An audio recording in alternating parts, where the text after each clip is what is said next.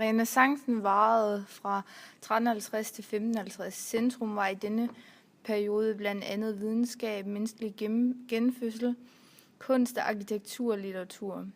Norditalien og i høj grad Firenze var det førende område inden for økonomi, læredom, kunst, arkitektur, og de var også de første, som udtænkte ideen om demokrati. Disse ting var dog ikke gældende for kvinderne. Det kan godt ske, at demokratiet var i udvikling, bare ikke for kvinderne og alle andre italienere ud over mænd. Kvinderne havde ingen uddannelse og var under deres forældres magt, lige til de blev gift, hvorefter de så var under ægtemandens magt. Hvis man ikke var gift, kunne man ikke leve et nogenlunde uafhængigt liv for sine forældre. Intet var ændret siden middelalderen, trods foragtelse af denne tid. Kun meget få kvinder, såsom Isabella d'Este, fik magt og indflydelse inden for mode og kunst. Spoler vi tiden frem til i dag, kan vi se, at de fleste ting i Italien har ændret sig meget siden dengang.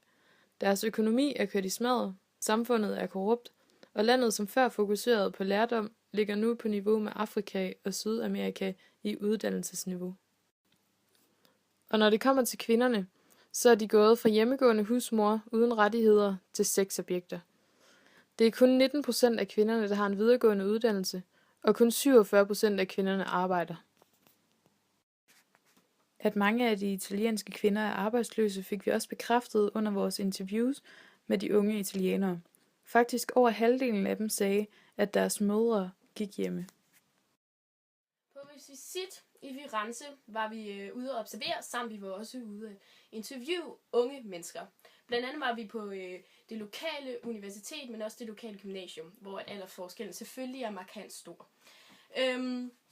Da vi kom til de her observationsskemaer, som vi havde lavet, kiggede vi meget og fokuserede vi meget på pigerne og drengene, og hvordan de fandt deres egen identitet, og hvem der havde haft den største indflydelse på deres egen identitet. Og pigerne var markant meget mere generte, havde rigtig svært ved at sådan forklare sig, og kunne ikke rigtig gøre andet end at sidde og grine og fnise hele vejen igennem. Og da det så kom til, hvem der havde haft den største indflydelse på deres identitet, hvor vi blandt andet gav dem svarmulighederne, som for eksempel familie, venner, penge, uddannelse, etc., så besvarede næsten alle de piger, vi spurgte. Det vil sige 7 ud af 10, de svarede, det var familien. Det sjove ved, at familien har den største indflydelse på de her pigers liv, er netop den her kvinderettighedsbekæmpelsesting med, at kvinderne altid er undertrykt. Og måske er vi simpelthen ikke kommet så langt alligevel fra renæssancetiden.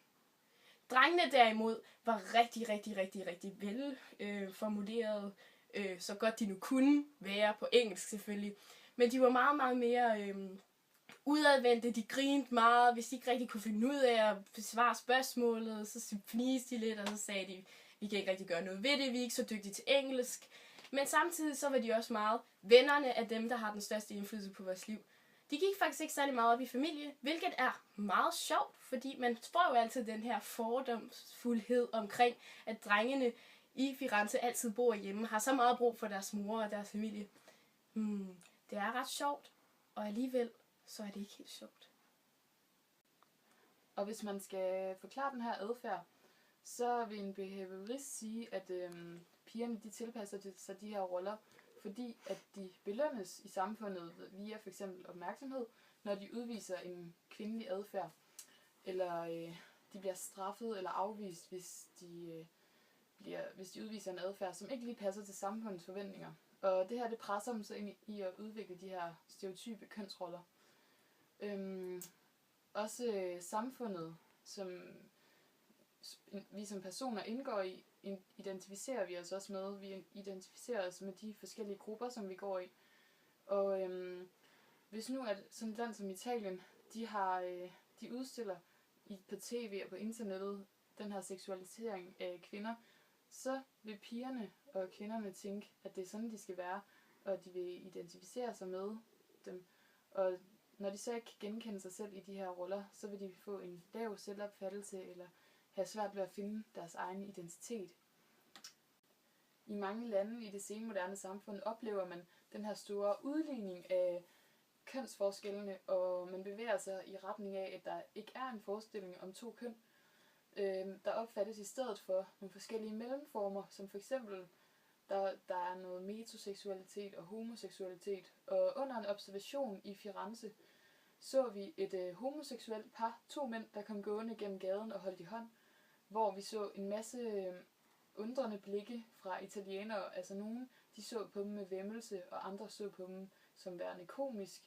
Og det viser simpelthen, hvor langt bagud, at Italien er i forhold til for eksempel London med den her den her udligning af kønsforskellene. Vores konklusion bliver altså, at kvinderne hverken i renæssancen eller frem til nu i Italien har haft særlig mange muligheder. Samfundets syn på kvinder påvirker kvinderne selv og presser dem til at blive i rollen som den underlegne. Dette kan resultere i dårligt selvværd hos kvinderne og identitetskriser.